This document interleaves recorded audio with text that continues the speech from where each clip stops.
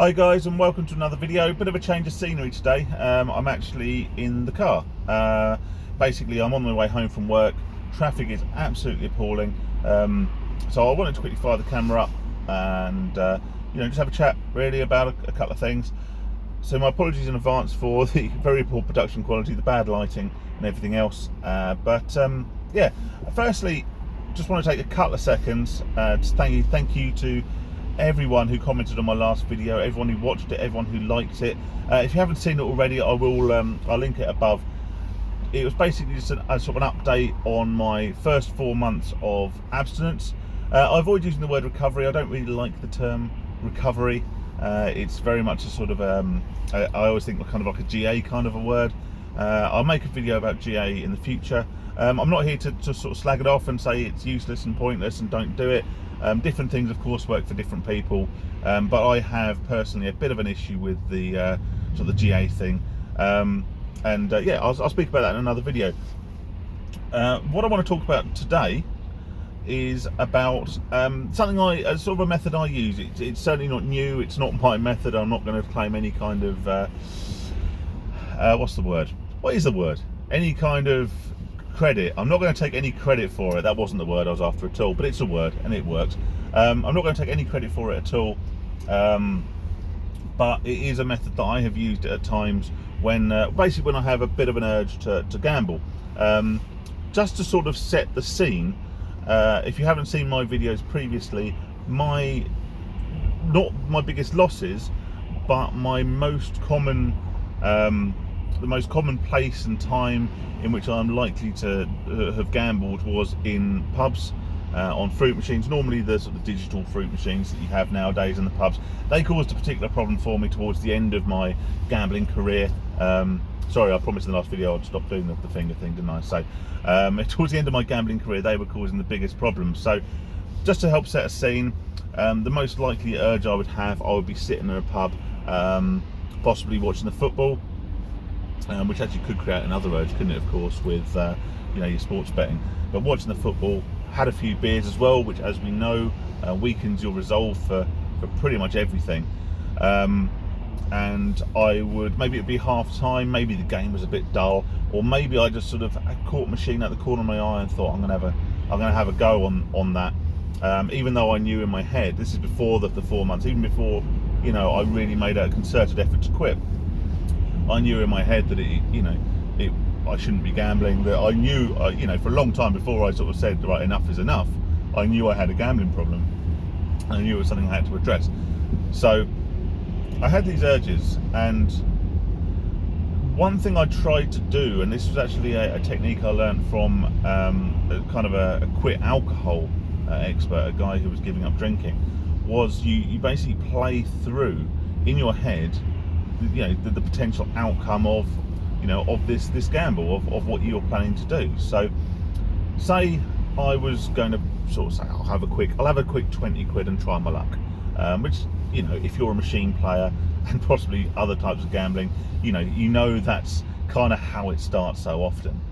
And so what you do is you play the scenario through in your head, and of course possibly the most effective way of doing this is playing through the worst case scenario, which of course is a loss. It's basically a total brain out, an absolute carnage of a session. That £20 leads to another £20, leads to £100, leads to £200, leads to some dramatic loss chasing, which you're never going to get back, particularly when you're playing £100 jackpot machines, and it ends up in basically complete financial annihilation, a walk home, another restless night, another waking up in the morning with a gambling hangover, thinking, oh my god, yeah, I completely forgot about the brains I did yesterday, blah blah blah.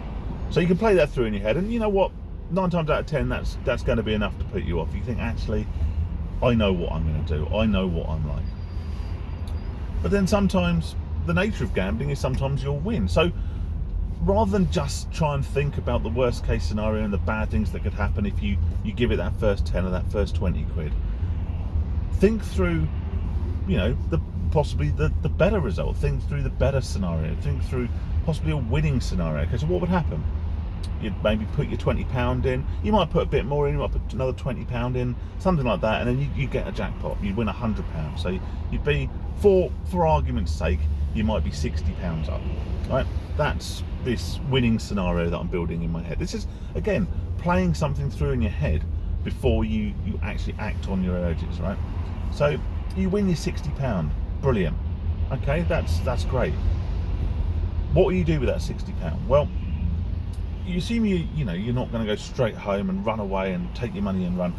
The chances are you're going to put some of that money back. You might not put all of it back, but the chances are you'll probably have another dabble, maybe later in the afternoon, later in the evening, depending on what time it is. Say you don't. Say you actually go, right, okay, and you manage to use your willpower to not gamble again for the rest of the day, or the rest of that time you spend in the pub, or the time you spend in the, you know, or you get to walk out the bookies, or you leave the races, or whatever you're doing, however you're gambling, you keep hold of your profit. You're going to gamble it again in the future. It's as simple as that. You will gamble it again in the future.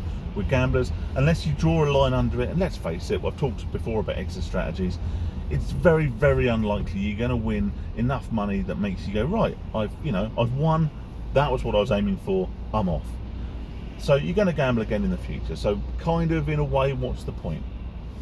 Also, you know, to me, the way I play it through now, even if I won, what have I done? Well, I've broken my period of abstinence. And what I've done as well is I've replanted that seed in my head that wants to gamble. I've reignited that dopamine hit. I've reignited, you know, that addiction, and that's a habit and a cycle that takes an awful long time to break. Is it worth £60 to break that cycle and sort of reignite the addiction? No, of course it's not. Also, a lot of people I speak to know about my gambling problem. They know about my gambling addiction. Even the drinking people in the pub I've spoken to about, is it worth £60 to become that guy again? Fuck, I've done it again with the fucking fingers. Is it worth £60 to be that guy again and basically show myself up as having no control, having no willpower, and just being the same old Phil, you know, that can't keep off the machines, that always plays the machines, you know, gambling Phil?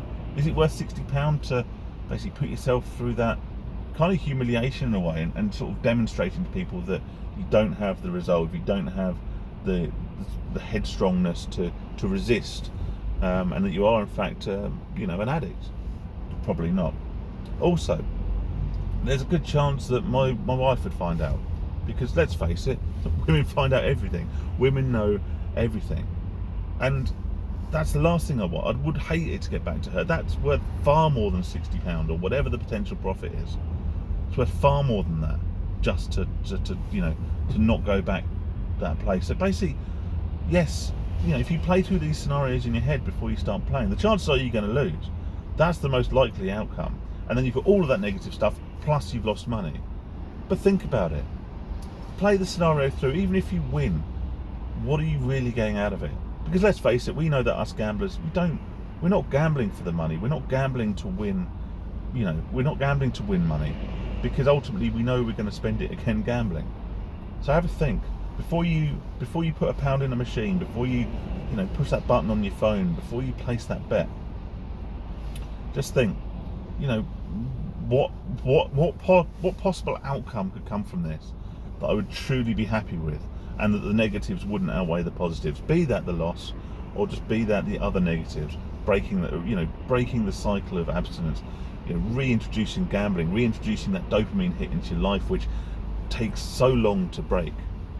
Anyway, I hope that sort of helps people. Like I say, it's something that's definitely helped me through this process. It really has, to just take a step back for a second and think, what are the likely outcomes of this situation if I do put this money in the machine, if I do place this bet? You know, because sometimes even the wins aren't worth it. Anyway, thanks for watching. Chances are the traffic still hasn't moved, so there'll be another video coming very shortly. But for now, thanks again for watching. Please do subscribe if you haven't already. It really means a lot. Love to hear your comments. If there's anything you think you'd like to talk about, chuck a comment below. And yeah, I'll speak to you guys soon. Thanks for watching.